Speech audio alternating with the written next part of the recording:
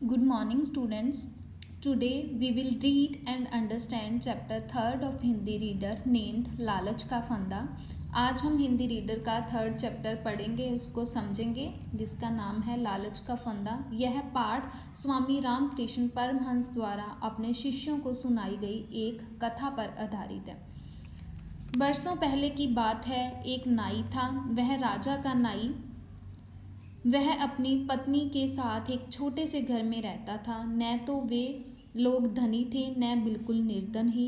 हर माह राजा नाई को जो वेतन देता था उससे उसकी गृहस्थी का खर्च तो चल जाता था, पर नाई को संतोष ना था। वह धनी होना चाहता था। वह चाहता था कि उसकी पत्नी धनी स्त्रियों के समान रहे। तो बहुत पुरानी बात है। एक नाई था, वह राजा का नाई था।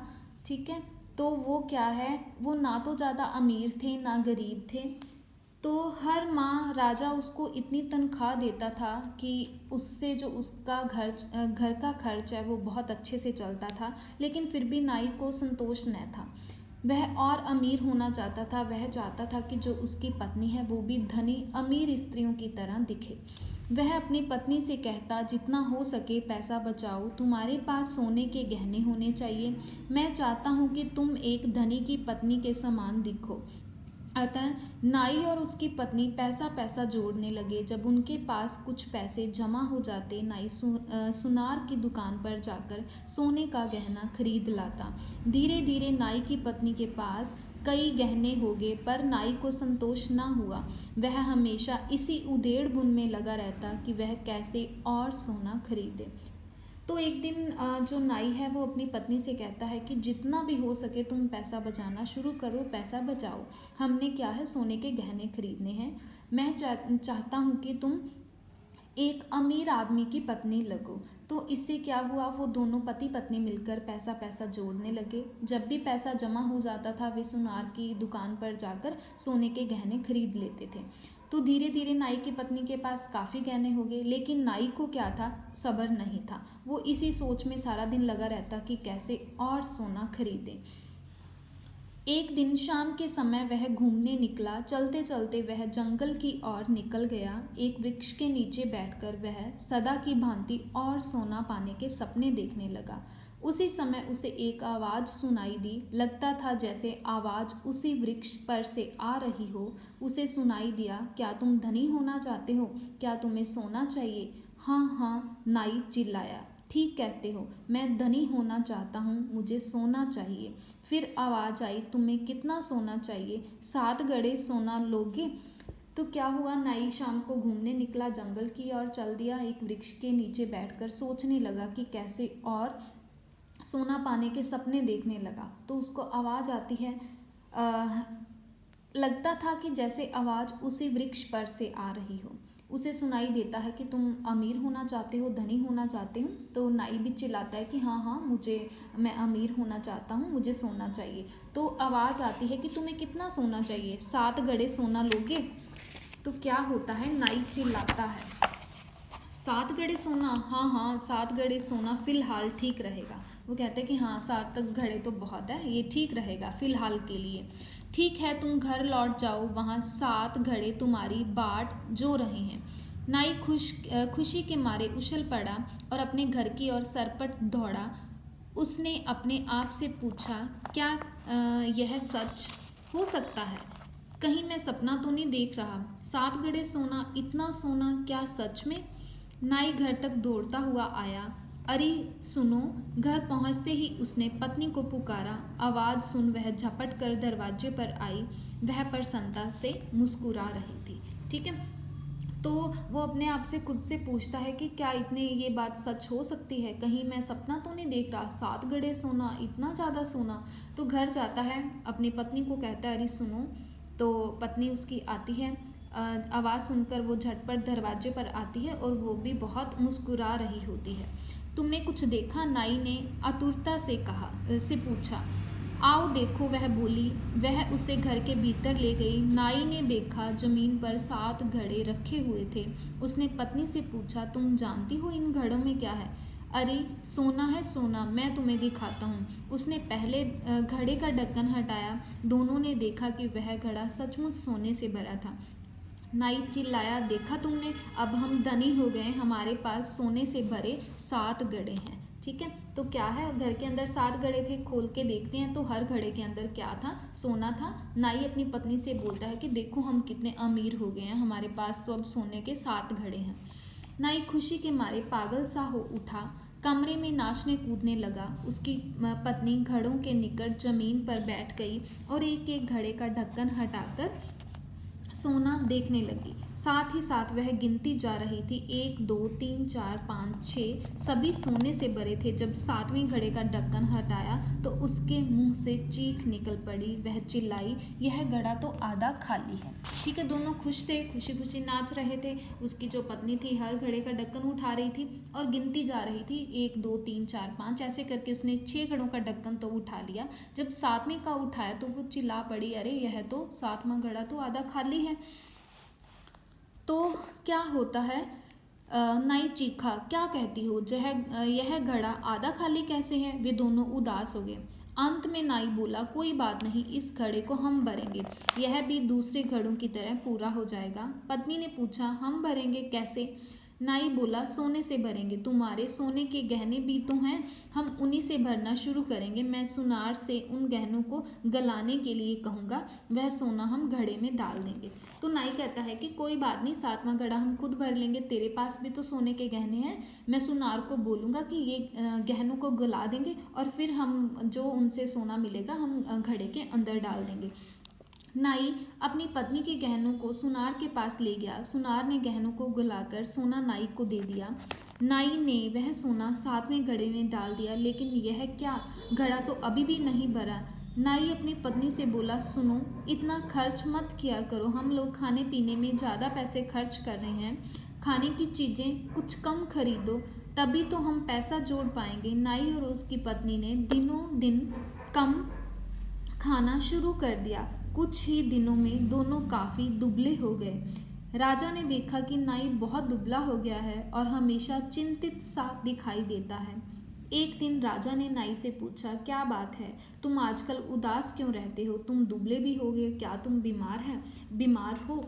तो देखो दोनों के मन में क्या था कि बस ये 7वें घड़े को भरना है। वो बोलता है कि जो मैं सुनार से सोना गलाकर लेके आया हूँ, इससे तो घड़ा भरा ही नहीं, ये तो अभी भी खाली है। वो कहता है कि तुम खाने पीने की चीज़ों पर ज़्यादा खर्च करती हो, थोड़ा खर्चा कम कर दो।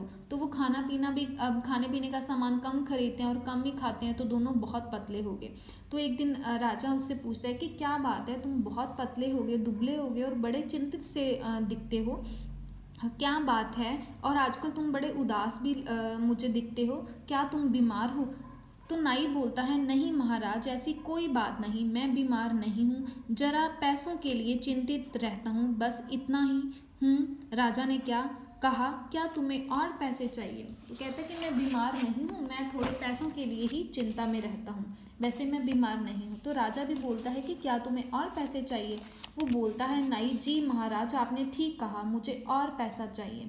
ठीक है, राजा ने कहा, मैं तुम्हारा वेतन दुगना किए देता हूँ। अब तो तुम्हारा काम चल जाएगा कि मैं तुम्हारी जो सैलरी है, जो वेतन है, वो डबल कर देता हूँ। अब काम चल जाएगा।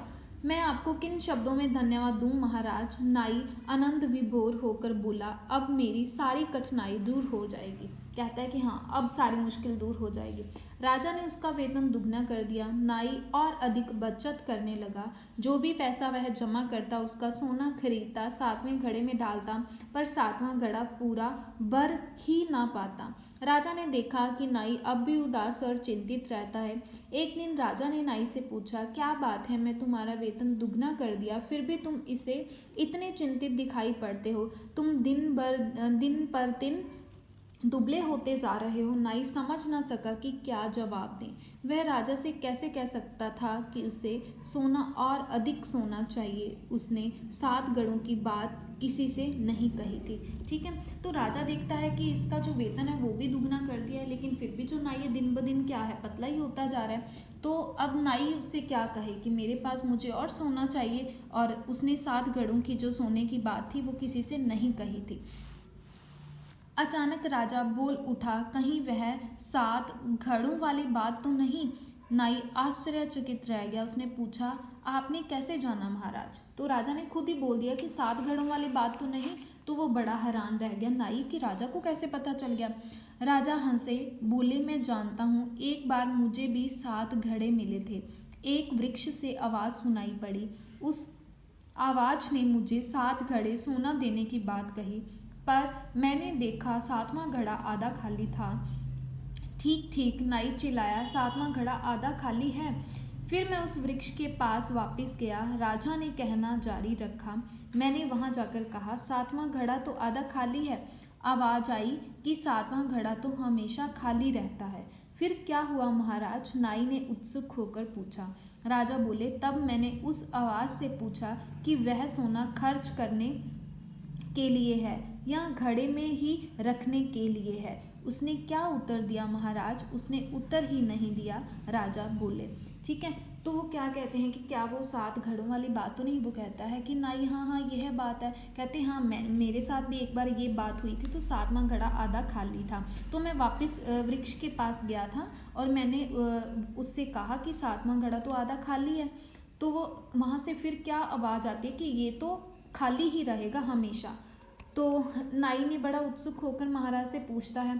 तो तब राजा बोले, तब मैंने उस आवाज़ से पूछा कि सोना खर्च करने के लिए है या घड़े में रखने के लिए है। राजा बोले, अतः मैं राजमहल वापस चला गया और बैठकर उन घड़ों के बारे में सोचने लगा। फिर नाई ने पूछा, अचानक मुझे यह बात समझ में आई कि 7वां घड़ा हमेशा आधा खाली क्यों रहता है। राजा बोले, उस आवाज़ के कहने का अर्थ यह था कि 7वें घड़े को भरने की जितनी भी कोशिश की जाए वह कभी भरेगा नहीं। तब मुझे अनुभव हुआ कि यह 7वां घड़ा तो लालच का फंदा है। इस लालच का कभी अंत नहीं होगा।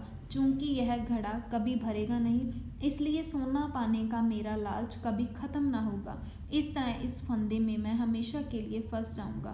फंदा? नाई चिल्लाया। तो वो कहता है कि ये 7वां घड़ा तो कभी भी नहीं भरेगा। तो राजा कहता है कि तब मुझे जाके ये अनुभव हुआ, यह एहसास हुआ कि 7वां घड़ा तो क्या है, बस एक लालच का फंदा है और इस लालच का कभी भी अंत नहीं होगा। क्योंकि मेरा जो सोना पाने का जो मेरा लालच है वह बढ़ता ही बढ़ता जाएगा। और जो अगर मैं इस फंदे में फंस गया कि सोना मुझे और चाहिए, तो मैं इस फंदे से कभी नहीं निकल पाऊँगा। तो नाई चिल्लाता है कि फंदा? हाँ, वह फंदा ही था, पर मैंने भांप लिया था, मैं पकड़ में नहीं आया। वह 7वां घड़ा तृष्णा का घड़ा था। तुम्हें जितना अधिक मिलेगा तुम्हारी तृष्णा उतनी ही बढ़ती जाएगी, इसका कोई अंत नहीं है। वो कहते हैं कि जो 7वां घड़ा है वो तृष्णा का घड़ा है। ठीक है, तुम्हारी तृष्णा भी उतनी ही बढ़ती जाएगी जितना तुम्हें अधिक ज़्यादा मिलता जाता है। फिर आप उस फंदे में कैसे बाहर निकले महाराज? नाई ने पूछा। बड़ा सरल था, राजा ने कहा। मैं एक बार फिर वृक्ष के पास गया। मैंने आवाज़ लगाई, तुम सोने से भरे अपने ये 7 घड़े वापस ले लो, मैं उन्हें नहीं चाहता। फिर क्या हुआ? नाई ने पूछा। आवाज़ आई, ठीक है, मैं उन घड़ों को वापस ले लूँगी। जब मैं महल लौटा तो वो घड़े गायब थे, राजा ने बताया। तो 7वां घड़ा कभी भरा ही नहीं जा सकता? नाई ने सिर खुजलाते हुए कहा, क्या आप यह पक्का मानते हैं महाराज? तो क्या हुआ? वो नाई पूछता है कि हाँ, फिर आप बाहर इस जो मुश्किल से बाहर कैसे निकले? तो वो कहते हैं कि मैं उस वृक्ष के पास वापस गया और मैंने बोला कि मुझे ये नहीं चाहिए घड़े, तुम 7 घड़े वापस ले लो। और जब मैं घर पे वापस लौटा तो घर पे घड़ा कोई भी नहीं था। तो नाई सिर खुजलाता हुआ बोलता है कि सच में ये घड़ा कभी नहीं भरेगा? तो राजा बोलते हैं कि इसमें कोई संदेह नहीं। इससे पहले कि तुम्हें और विलम्ब हो, तुम उन घड़ों को तुरंत लौटा दो। तुम दुबले हो चले हो और बीमार भी रहने लगे हो। सोना पाने की इस तृष्णा से और क्या लाभ हो सकता है? कहीं ऐसा ना हो कि तुम और अधिक विपत्ति में पड़ जाओ। राजा की बातों से नाई डर गया। वह दौड़कर जंगल में उस वृक्ष के पास गया और उसने आवाज़ लगाई, अपने 7 घड़े वापस ले लो, मुझे नहीं चाहिए। ठीक है, मैं ले लूँगी, आवाज़ आई। जब नाई घर पहुँचा तो 7 घड़े गायब थे और हाँ, उनके साथ ही नाई ने खर्च में कटौती करके जो सोना बचाया था वह भी पत्नी के सारे गहनों के साथ गायब हो गया। लेकिन नाई और उसकी पत्नी को अब इस बात का कोई दुख ना था। वे लालच के फंदे से छूट गए थे। ठीक है, तो सेम जैसे राजा ने किया वैसे ही नाई ने किया। उसने वो वृक्ष के पास दोबारा वापस गए और कहते हैं कि अपने 7 घड़ों को ले लो, हमें नहीं चाहिए। लेकिन उनको जो उन्होंने अपना जो सोना था वो जो सुनार से गलाकर उसके बीच में डाला था वो भी उसी के पास ही चला गया। लेकिन उनको दुख नहीं था, वो खुश थे कि चलो इस लालच के फंदे से छूट गए, क्योंकि सोना पाने के लालच ने उनका इतना बुरा हाल कर दिया था कि उन्होंने खाना पीना भी छोड़ दिया था। वह बहुत पतला हो गया था, बहुत बीमार रहने लग गया था। तो वो इस चीज़ से खुश थे कि चलो अब 7 घड़े भी गए और हमारा जो ये लालच का फंदा है हम उससे छूट गए। तो ये था हमारा चैप्टर 3 ख़त्म होता है। Thank you.